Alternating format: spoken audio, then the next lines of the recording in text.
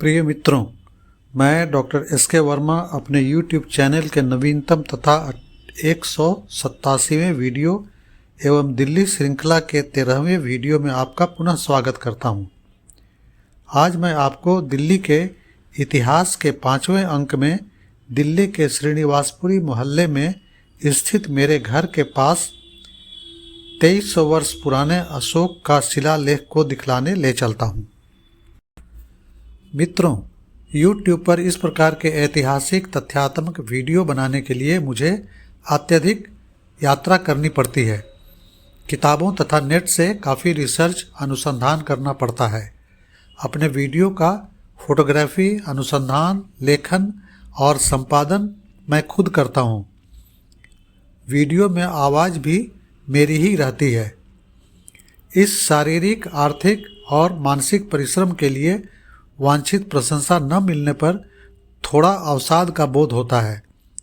अतः मित्रों से अनुरोध है कि मेरे वीडियो को पूरा देखें, लाइक, शेयर और कमेंट अवश्य करें। अगर वीडियो अच्छा लगे तो सब्सक्राइब करें। वीडियो तुरंत आपके पास पहुंचे, इसके लिए घंटी को दबाएं। इस पूरी प्रक्रिया में आपको मात्र 5 से 10 सेकंड का समय लगेगा।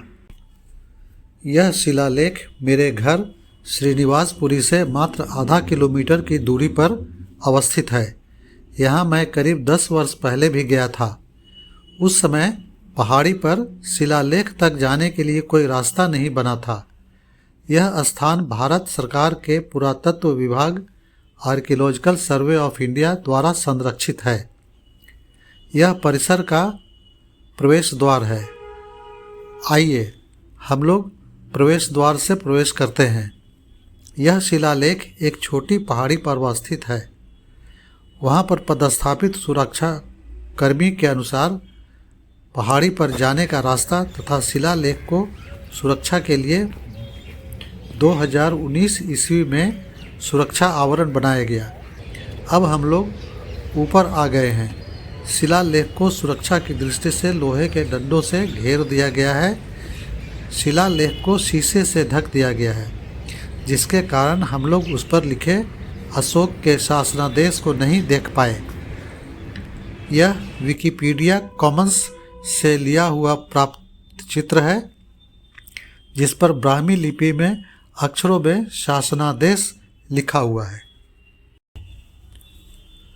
ब्राह्मी लिपि में शिलालेख पर लिखे लेख का मेरे द्वारा हिंदी में अनुवाद विकिपीडिया में उपलब्ध अंग्रेजी सामग्री से किया गया है।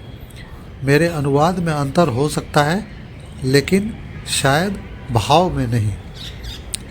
इस शिलालेख में अशोक ने प्रजा को स्वयं संबोधित किया है। अशोक कहते हैं, 2.5 वर्ष हो गए जब मैंने बौद्ध धर्म अपनाया।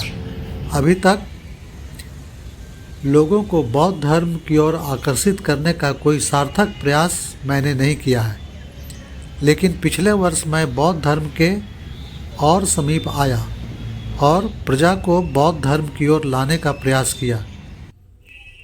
उच्च व्यक्तियों ही नहीं, वरना कोई सामान्य व्यक्ति भी बौद्ध धर्म को अपनाकर स्वर्ग को प्राप्त कर सकता है।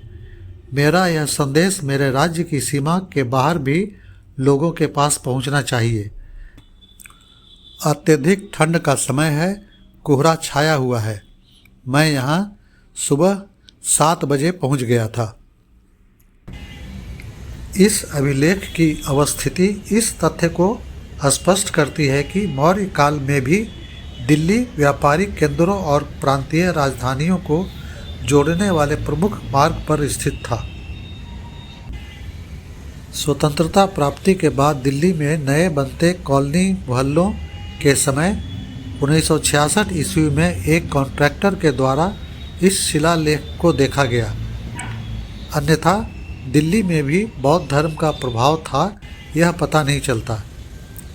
दिल्ली में अशोक के इस बौद्ध शिलालेख का पाया जाना एक महत्वपूर्ण घटना है, क्योंकि लोग यह सोचते थे कि दिल्ली पर बौद्ध धर्म का कोई प्रभाव नहीं था। चीनी यात्री 6ठी शताब्दी में मथुरा आए, लेकिन उन्होंने दिल्ली के बारे में कोई वर्णन नहीं किया था।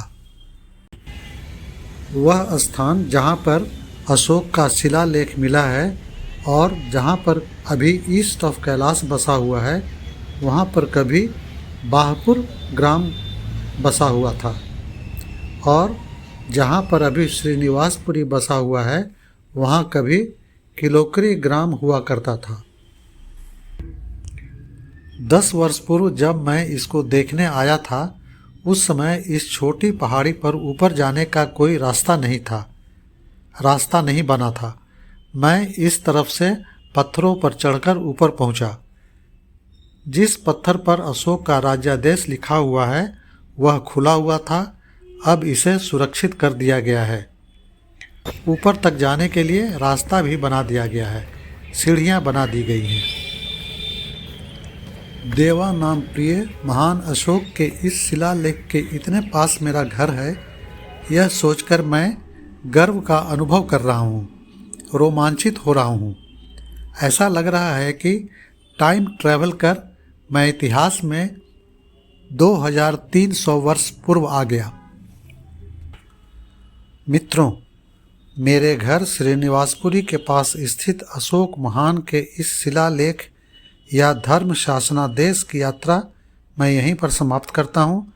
लेकिन आप मेरे साथ बने रहिए, मुझे फॉलो करते रहिए। अगले वीडियो में मैं पास ही स्थित पांडवों द्वारा पूजे जाने वाली श्री कालका जी के मंदिर के दर्शन के लिए ले चलूँगा। तब तक के लिए क्षणिक विराम।